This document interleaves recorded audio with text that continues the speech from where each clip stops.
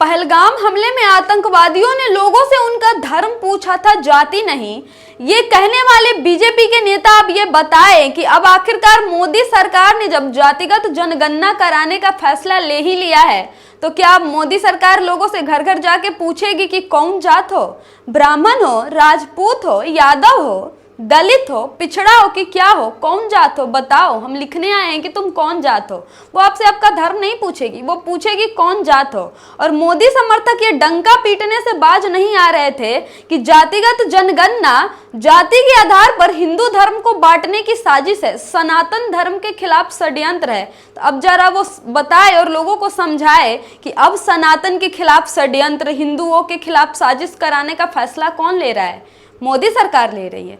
जी आपको बता दें कि मोदी सरकार ने जातिगत जनगणना कराने का फैसला आखिरकार विपक्ष के दबाव में आकर ले ही लिया है और इनके समर्थक अब उस फैसले को मास्टर स्ट्रोक बता रहे हैं। कह रहे हैं मोदी सरकार ने तो विपक्ष का मुद्दा ही छीन लिया। अब ये समझ नहीं आ रहा कि कल तक जो मोदी सरकार उनके समर्थक जातिगत जनगणना का विरोध कर रहे थे, मोदी जी स्वयं जातिगत जनगणना की मांग करने वालों को अर्बन नक्सली विचारधारा के बता रहे थे, अर्बन नक्सल बता रहे थे। अब आखिरकार मोदी जी ने वो फैसला क्यों ले लिया है? मोदी जी कहीं अर्बन नक्सल से प्रभावित होकर तो ये फैसला नहीं ले रहे हैं। पहले आप वो वीडियो देख लीजिए मोदी जी का। ये पूरी तरह अर्बन नक्सल उस सोच का सीधा सीधा प्रकटीकरण है। तो भैया अब ये भगवान ही जाने कि हमारे अनबायोलॉजिकल विष्णु अवतार स्वरूपी प्रधानमंत्री का हृदय परिवर्तन कैसे हो गया जातिगत जनगणना को लेकर। कल तक जो लोग जातिगत जनगणना की मांग कर रहे थे उन्हें तो प्रधानमंत्री अर्बन नक्सल बता रहे थे कि कांग्रेस जातियों के आधार पर लोगों को लड़ाना चाह रही है और हम एक है तो सेफ है और जातिगत जनगणना हिंदुओं को जाति के आधार पर बांटने की एक साजिश है। तो आखिरकार मोदी सरकार ऐसा निर्णय क्यों ले बैठी जातिगत जनगणना कराने का? कोई बताए, मोदी जी बताए आके। अब जहां एक तरफ सारा देश पहलगाम हमले के बाद कोई कड़े एक्शन की उम्मीद कर रहा था कि पाकिस्तान पर, आतंकवाद पर बहुत बड़ी कार्रवाई होगी, सैन्य कार्रवाई होगी, इस तरह की चीजें निकल के आएगी, मोदी सरकार कोई कड़ा फैसला लेगी। उस वक्त मोदी सरकार क्या करती है? खोदा पहाड़ और निकली चूहिया। कड़ा एक्शन लेने की जगह आतंकवाद पर वो जातिगत जनगणना का फैसला लेती है और फैसला भी कहा जा रहा है उनके समर्थक के द्वारा कि मोदी सरकार ने मास्टर स्ट्रोक कर दिया, विपक्ष का पूरा मुद्दा ही छीन लिया। अरे आप खुद समझिए कि आप लोग कल तक जिस जातिगत जनगणना को बैठ के गाली दे रहे हैं, ट्विटर पे बैठ के उसको डिफेंड कर रहे, इतनी कला टैलेंट किधर से आ जाती है आप लोगों को कि जिस चीज को कल गरिया रहे हैं, गाली दे रहे हैं, आप उसी को बैठ के आज डिफेंड कर रहे हैं, उसी को मास्टर स्ट्रोक बता रहे हैं। वहीं दूसरी तरफ मोदी जी के लाडले मुख्यमंत्री योगी आदित्यनाथ ये कह रहे हैं कि बटेंगे तो कटेंगे, एक रहेंगे तो सेफ रहेंगे। तो फिर अब योगी आदित्यनाथ जी जातिगत जनगणना का फैसला आने के बाद क्या कह रहे हैं? जातिगत जनगणना के तारीफ की कसीदे पढ़ रहे हैं, उनका ये ट्वीट भी देख लीजिए। इसके बाद हमारे देश के टोल मंत्री, माफ कीजिएगा, परिवहन मंत्री नितिन गडकरी कह रहे हैं कि जो करेगा जात की बात उसको मारूंगा कसकर लात। पहले वो ये कह रहे थे कि जो करेगा जात की बात उसको मारूंगा कसकर लात। उसका वीडियो देखिए, फिर हम आपको दिखाएंगे कि ये फैसला आने के बाद उनके सुर कैसे बदल गए हैं और कैसे वो तारीफ में इतने बड़े बड़े ट्वीट कर रहे हैं जातिगत जनगणना के। जो करेगा जात की बात उसको कस के मारूंगा लात। अब इसके बाद अगले मंत्री आते हैं, देश के गद्दारों को गोली मारो, आगे तो आप समझ ही गए होंगे, अनुराग ठाकुर जी। ये संसद में खड़े होकर राहुल गांधी की जाति पूछते हैं और फिर कहते हैं कि महोदय, जिसके खुद के जात का पता नहीं वो जातिगत जनगणना की बात कैसे कर रहा है, वो जातिगत जनगणना का मांग कैसे कर रहा है। जिसके बाद अखिलेश यादव ने उनकी कड़ी लताड़ लगा दी थी वही संसद में कि अब जाति आपने कैसे पूछ दी, आपने जाति कैसे पूछ दी। अब उनके ही सरकार जातिगत जनगणना कराने का यह फैसला ले रही है, उस पर अनुराग ठाकुर के सुर कैसे बदले हुए हैं वो भी देखिए। ओबीसी की बात, जनगणना की बात बहुत की जाती है। माननीय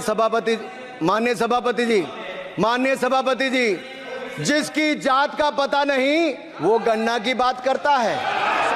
बोलने का मन क्या था? स्पीकर सर, सर माइक नहीं सर, एक मिनट, माइक यहाँ से नहीं जाती। स्पीकर सर, जो भी माइक आ जाएगा। स्पीकर सर, जो भी इस देश में दलितों की, आदिवासियों की, पिछड़ों की बात उठाता है, जो भी उनके लिए लड़ता है उसको गाली खाना ही पड़ता है।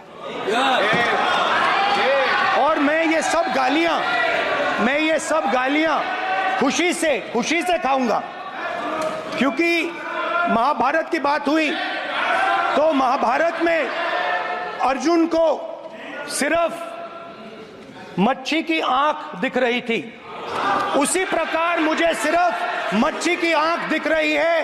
जाति जनगणना हम करा के दिखाएंगे। खत्म। आपको जितनी गाली देनी है आप दीजिए, हम खुशी से लेंगे। धन्यवाद। इसके बाद आते हैं हमारे वेदों में लिखा था, मतलब सुधांशु त्रिवेदी की। बीजेपी प्रवक्ता सुधांशु त्रिवेदी का एक ही फंडा है कि कोई भी बात का अगर लॉजिक ना मिले तो कह दो ये तो हमारे वेदों में इतने साल वर्ष पहले लिखा था।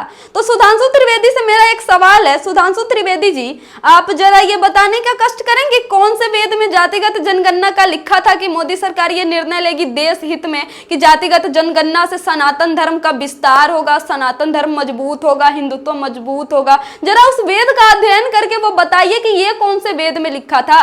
कल तक जो सुधांशु त्रिवेदी ये कह रहे थे कि जातिगत जनगणना अंग्रेजों की एक चाल थी हमें डिवाइड करने की, हमें बांटने की, और पता नहीं कौन से एक अंग्रेज अफसर का नाम लेके वीडियो में वो अपना लॉजिक लगा रहे हैं कि जातिगत जनगणना तो ये लेके आया था देश में फूट डालने के लिए। अब खुद उनके सरकार ये फैसला ले रही है जातिगत जनगणना का। वेदों में क्या लिखा था सुधांशु त्रिवेदी बता रहे हैं, पहले वो देख लीजिए। अब मैं फैक्ट बताना चाहता हूं, ये जातियों की बात आई कहां से। आज कहा जाता है कि 6000 समथिंग जातियां हैं हिंदू समाज में। मैं चुनौती से कहता हूं कोई हिंदू धर्म ग्रंथ दिखाओ इसमें 6000 जातियों के नाम लिखे हो। कहीं नहीं लिखे। सबसे पहले 2385 जातियां किसने लिखी? हर्बर्ट रिस्ले, ब्रिटिश संसद कमिश्नर 1901 में उसने सारी जातियों के नाम लिखे। दूसरी बात बताता हूं, अगर उसने फिर 1931 की जो आखिरी जनगणना जाति के आधार पर हुई उसमें 4114 जातियां हैं। अगर 4000 भी थी तो ये किसमें लिखा जाना चाहिए था? अल्फाबेटिकल ऑर्डर में। मगर उसमें ऊंचे से नीचे में लिखा गया। ये ऊंच नीच किसने तय की? किसी हिंदू धर्म ग्रंथ में लिखा है? चलिए बताइए, तेली ऊंचे कि कुम्हार ऊंचे, कहां लिखा है? माली ऊंचे कि तेली ऊंचे, कहां लिखा है? यह हर्बर्ट रिस्ले के सेंसस कमीशन में लिखा हुआ है। और जिस आधार पर उसने ऊंचा नीचा तय किया, अब वो दुनिया में वाहियात कहकर ठुकराया जा चुका। जानते क्या आधार था?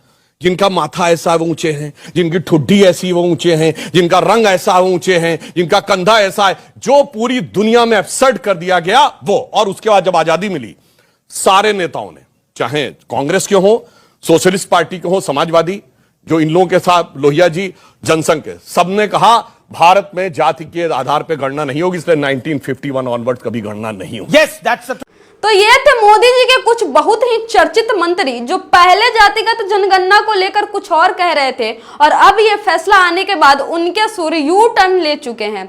इसके अलावा उनके जो आईटी सेल है उनके भी कुछ ट्वीट्स देख लीजिए, जिससे आपको सीधा सीधा समझ आ जाएगा कि मोदी सरकार ने वाकई बहुत बड़ा मास्टर स्ट्रोक कर दिया है और ये मैसेज पूरे व्हाट्सएप यूनिवर्सिटी में सर्कुलेट किया जा रहा है। नजर डाल लीजिए, बाकी का चैनल को सब्सक्राइब कर दीजिएगा और देखते रहिए डिप्लोमेटिक इंडिया। धन्यवाद।